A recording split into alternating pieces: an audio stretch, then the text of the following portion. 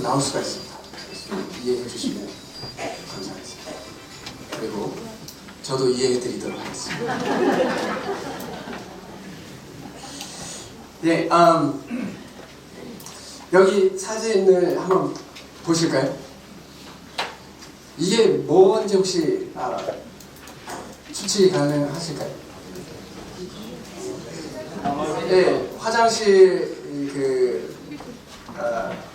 이거 뭐라 그러지? 핸드타올이라고 하는 그 휴지인데 왜 이렇게 해놨을까요? 네, 쓰면 쓸수록 아마존의 그 살림이 줄어든다는 걸 암시하는 겁니다. 그래서 이렇게 함으로 인해서 아껴 쓰라고, 우리가 백날 아껴 쓰라고 이야기하는 것보다 이런 식으로 우리가 이렇게 휴지를 계속 많이 쓰면 실제로 브라질에 있는 아마존의 살림들이 계속 줄어든다 라는 게 딱 보여주면 사람들이 피부로 와닿는 거예요. 그래서 실질적으로 사용 그 양이 줄어든다라고 얘기합니다. 그리고 또 다른 사진 한번 보도록 할게요.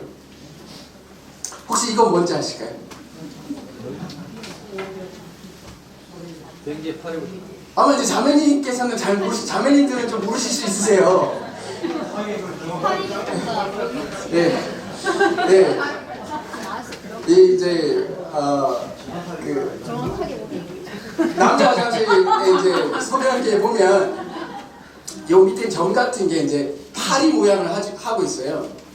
그래서 백날 이제 깨끗하게 써라고 이야기를 해도 안 되는데 요 파리를 붙여놨는데 80%로 오염도가 줄었답니다.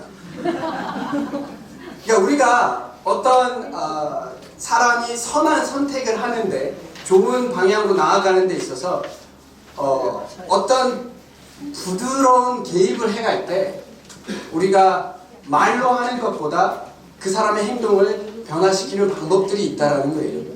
사실 화장실과 관련해서는 저는 이제 이것도 저한테 뭐 많은 도움이 되지만 제가 그 대학교 다닐 때 지금도 잊혀지지 않는데 대학교 다닐 때 이제 음식점에 갔는데 음식점 화장실에 이런 문구가 있었어요. 아마 주인께서 이제 쓰신 것 같은데 그 내용이 누구는 비행기도 조종하는데 점점점 이렇게 돼 있는 거예요.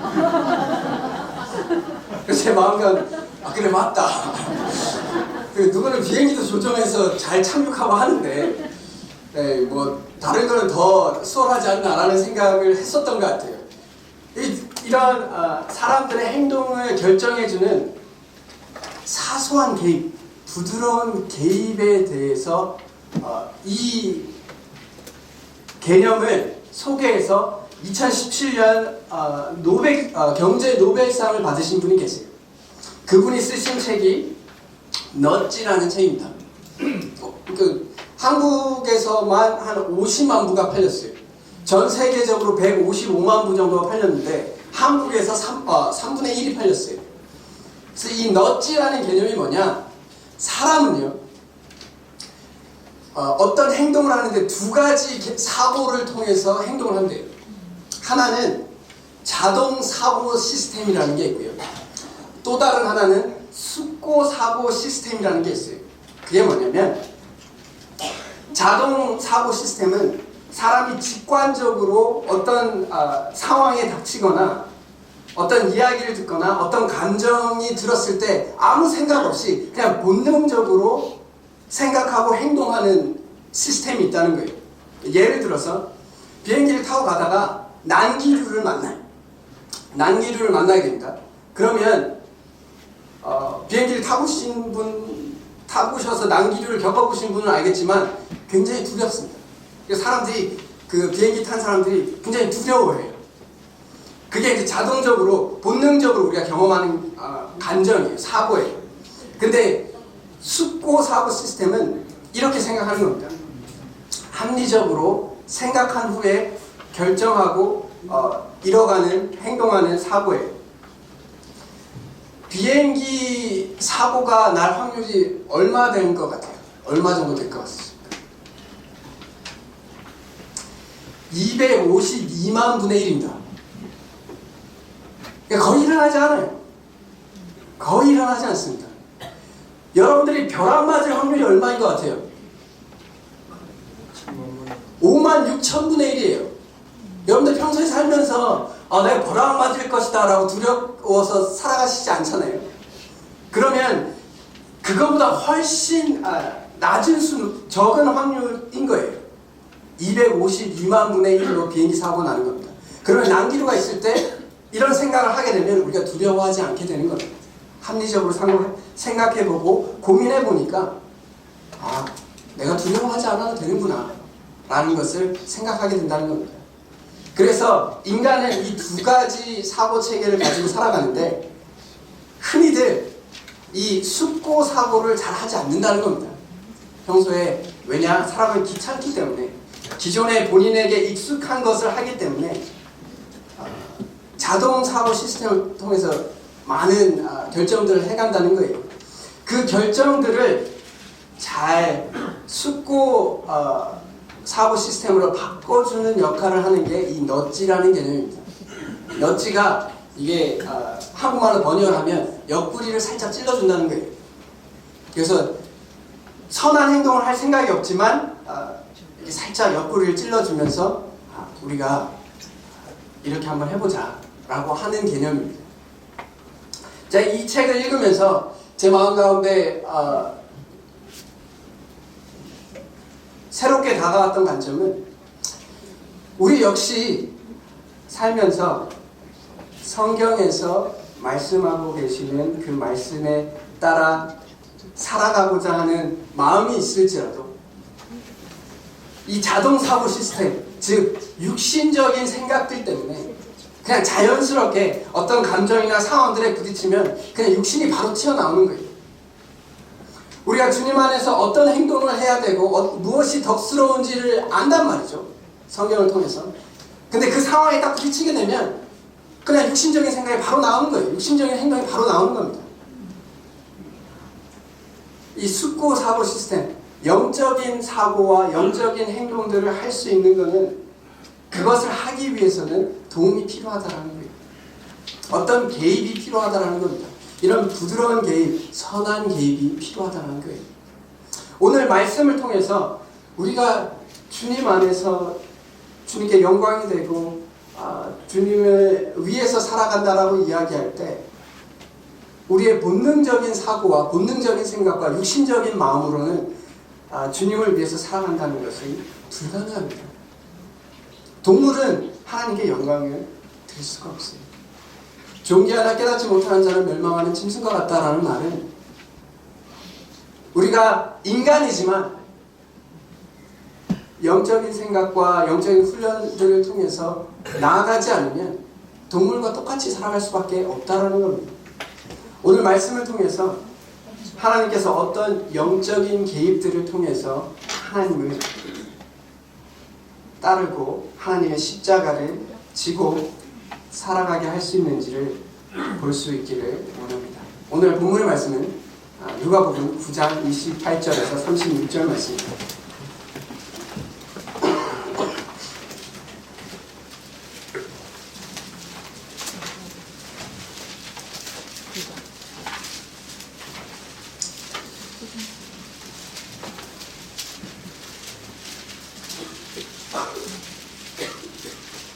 한 절씩 읽어보도록 하겠습니다.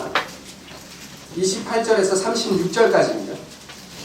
이 말씀을 하신 후 8일쯤 되어 예수께서 베드로와 요한과 야고보를 데리고 기도하시러 산에 올라가사 기도하시다가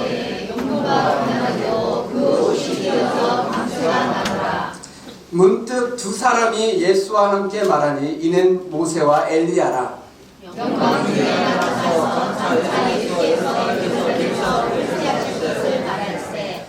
베드로와 및 함께하는 자들이 깊이 졸다가 온전히 깨어나 예수의 영광과 및 함께 선 두 사람을 보더니 두 사람이 떠날 때 베드로가 예수께 여쭤오되 주여 우리가 여기 있으시소 사오니 우리가 기도하시는데 하나는 주를 위하여 하나는 모세를 위하여 하나는 엘리야를 위하여 하사이다 하되 자기가 하나님을 자기가 알고 하였으니 이 말 멸할 즈음에 구름이 와서 그들을 덮는지라. 구름 속으로 들어갈 때에 그들이 무서워하더니 구름 속에서 소리가 나서 이르되 이는 마리아를 독특함을 받은 자니 너희는 그의 말을 들으라 하고 소리가 그침에 오직 예수만 보이더라. 제자들이 잠잠하여 그 본 것을 무엇이든지 그때에는 아무에게도 이르지 아니하니라. 아멘. 이 말씀은 우리가 잘 알고 있는 거예요. 변화산상의 일이라고 흔히들 이야기하고 예수님께서 영광스러운 모습으로 변화되는 사건을 이야기하는 구절입니다.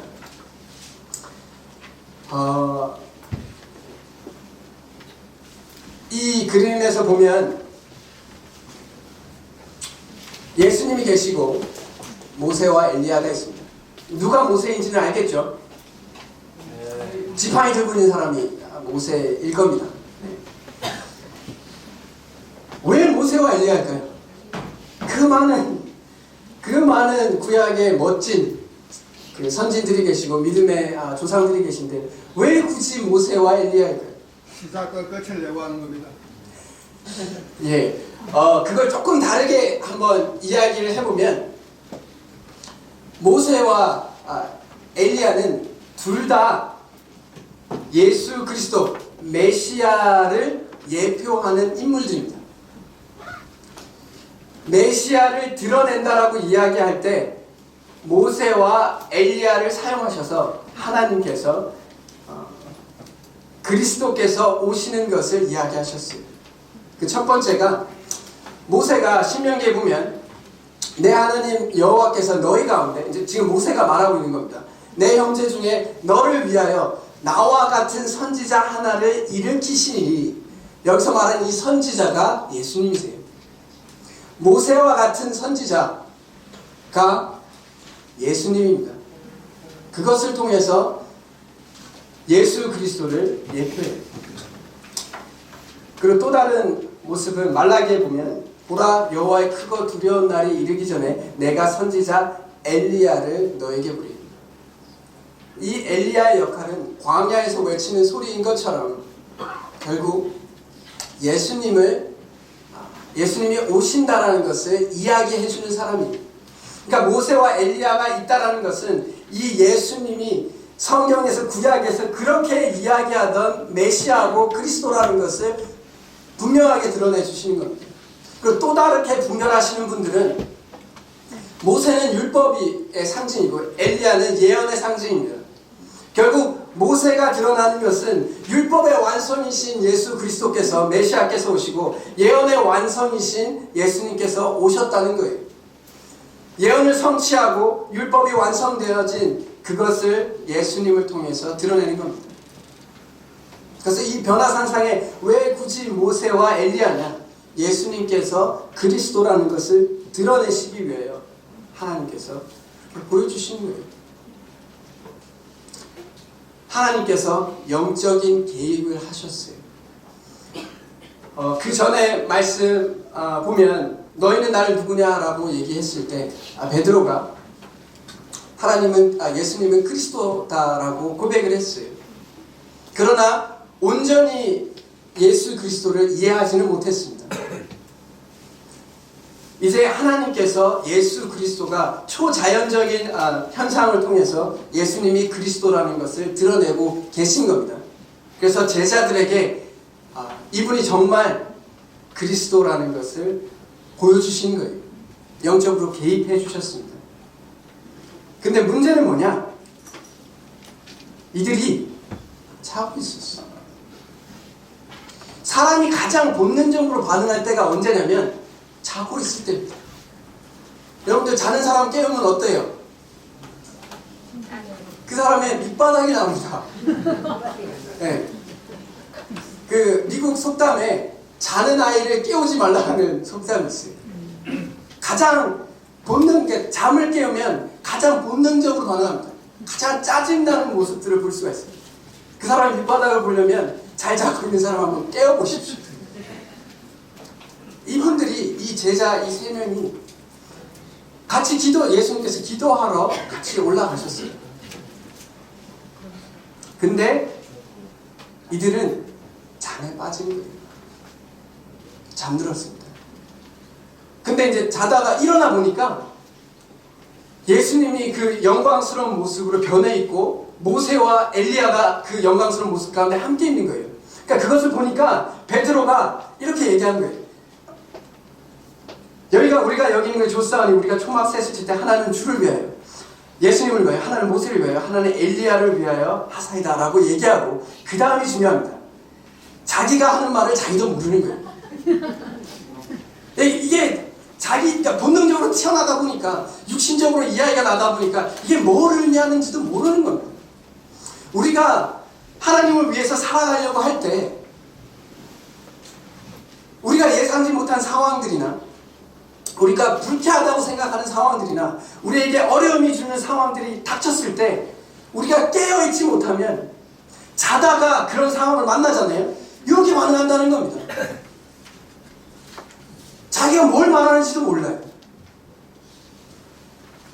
아마 이 시기가 아마 이게 초막절이었을 거예요. 이 시기가 초막절이었기 때문에 이 초막을 통해서 이제 그 예수 그리스도에게 이제 영광을 돌리고 모세에게 영광을 돌리고 엘리야에게 돌리자라는 관점에서 얘기했을 텐데, 문제가 뭐냐? 예수님과 엘리야와 모세를 동격으로 본 거예요. 쉽게 말해서. 원래 모세와 엘리야는 그분을 드러내는 선지자의 역할일 뿐인데, 베드로는 무엄하게도 예수님과 그 선진들을 같은 통격으로 보게 된 거예요. 육신적인 반응이 나오게 된 겁니다.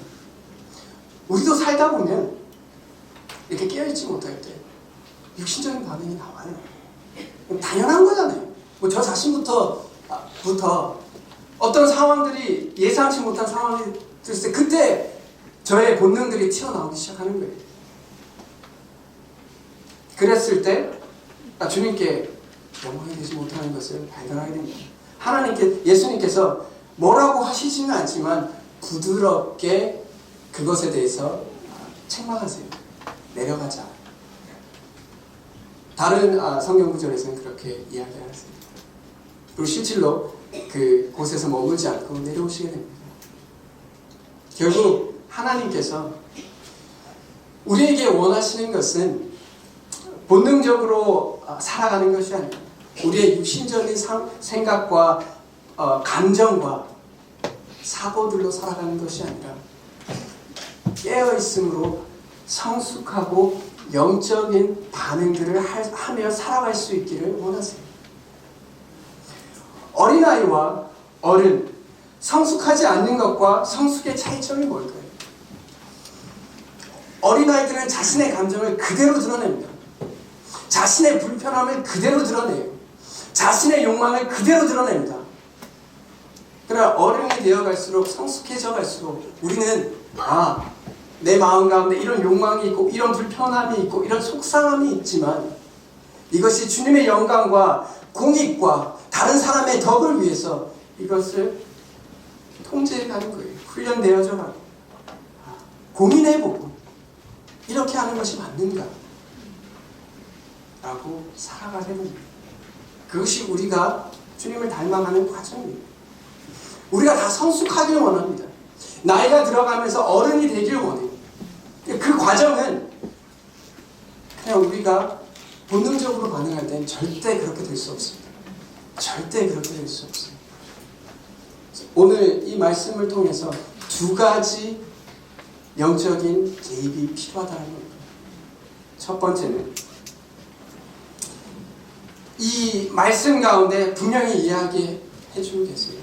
예수님께서 기도하러 가시고 기도하던 가운데 그의 용모가 변하셨어요.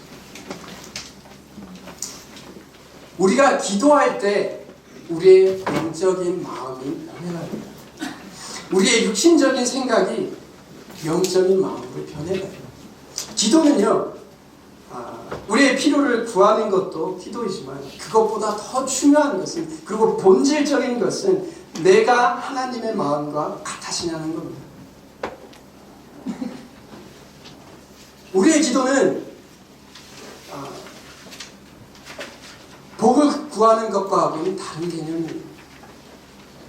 우리의 기도는 환경이 변하는 것 같고는 좀 다른 개념입니다.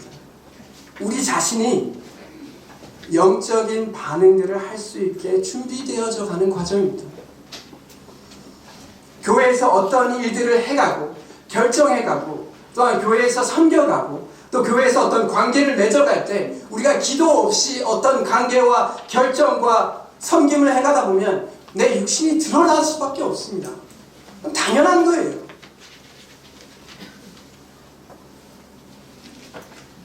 기도해 가야 합니다. 기도해 갈 때 의인의 기도가 응답받는다라고 이야기할 때 다른 의미가 있는 게 아니라 나의 마음이 의인의 마음과 같아지면 된다는 겁니다. 하나님께서 원하시는 것을 구해가면 그것은 100% 응답받는 기도라는 거예요. 중요한 것은 내 마음이 변해가는 겁니다. 두 번째, 하나님께서 그 예수님에 대해서 이야기할 때 나의 아들 곧 택함을 받은 자니 너희는 그의 말을 들으라 라고 이야기합니다. 참 단순한 말입니다. 하나님께서 모세가 신명기 18장 15절에 나와 같은 선지자 하나를 일으키시리니 너희는 그의 말을 들을지니라 말과 여기서 너희는 그의 말을 들으라 똑같아요. 똑같은 어구입니다. 즉 과거에도 예수님의 말씀을 통해서 우리가 구원을 받고 또한 예수님을 통해서 우리가 그리스도와 같은 삶을 살아갈 수 있는 겁니다. 과거에 예언했던 것이 지금 드러나게 되고 그것 또한 하나님께서 우리에게 요구하시는 영적인 개입은 하나님의 말씀을 들으라는 거예요. 예수님의 말씀을 들으라는 겁니다. 믿음은 들음에서 나고 들음은 그리스도의 말씀으로부터 말미암는다는 겁니다. 우리가 말씀을 보지 아니하고 말씀을 묵상하지 아니하고 말씀에 순종하고자 하는 마음이 없으면 당연히 우리는 육신적으로 살아갈 수밖에 없습니다. 말씀을 이용하지 마십시오. 내가 육신적으로 살아가는 데 있어서 말씀을 이용하지 마십시오. 내가 보고 싶은 대로 말씀을 보지 마십시오. 모든 말씀을 나에게 주어지는 말씀으로 받으시고 그 말씀에 내 자신을 거울과 같이 지켜보시고 그 말씀에 따라 그 순종하려고 하고 내가 말씀에 따라 어긋나 있으면 고쳐가려고 하십시오. 회개하려고 하십시오.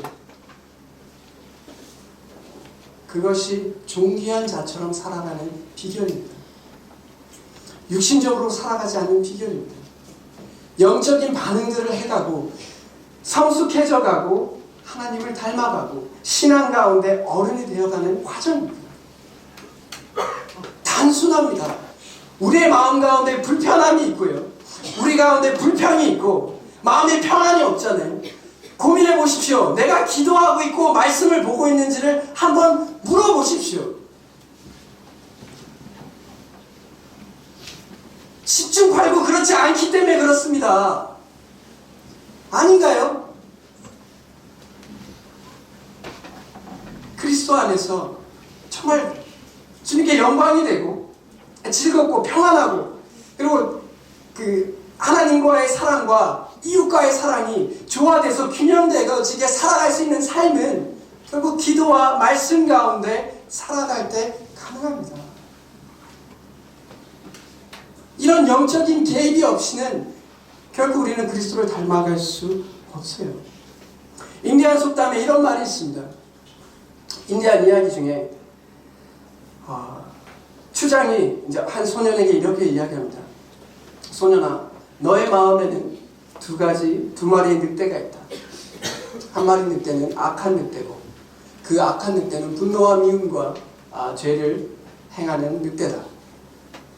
또 다른 늑대가 있는데 그것은 선한 늑대이고 화평과 사랑과 선을 행하는 늑대다. 라고 이야기를 했어요. 그러자 그 소년이 물었습니다. 그러면 어떤 늑대가 이깁니까? 라고 물었어요. 추장이 이렇게 이야기했습니다. 소년아, 그건 당연히 네가 먹이를 많이 주는 늑대가 이길 것이다 라고 이야기했어요. 우리가 육신 가운데 있어요. 그러나 우리 안에 성령님이 계십니다. 우리가 성령에 따라 살아가고 육체를 거스러 살아갈 때 우리는 우리의 성령님께서 우리 안에서 역사하시는 것을 발견하게 됩니다. 점점 우리의 삶 가운데 하나님의 열매가 맺어지는 것을 발견하게 됩니다. 그리고 그것이 그리스도인의 참 즐거움이에요. 하나님께서 하나님의 나라를 볼 자도 있다라고 이야기하셨어요. 12제자들 중에 여기 서 있는 사람 중에 죽기 전에 하나님의 나라를 볼 자도 있다라고 얘기했어요. 그 하나님의 나라를 본 사람이 베드로와 요한과 야고보입니다. 그러면 여기서 예수님께서 변화하게 된 그 모습을 본 것이 하나님의 나라를 봤다라고 얘기해요. 그렇다면 하나님의 나라는 무엇인가? 이 땅에 있어서 하나님의 나라는 무엇입니까? 예수 그리스도를 온전히 알아가는 것이 하나님의 나라를 경험하는 거예요.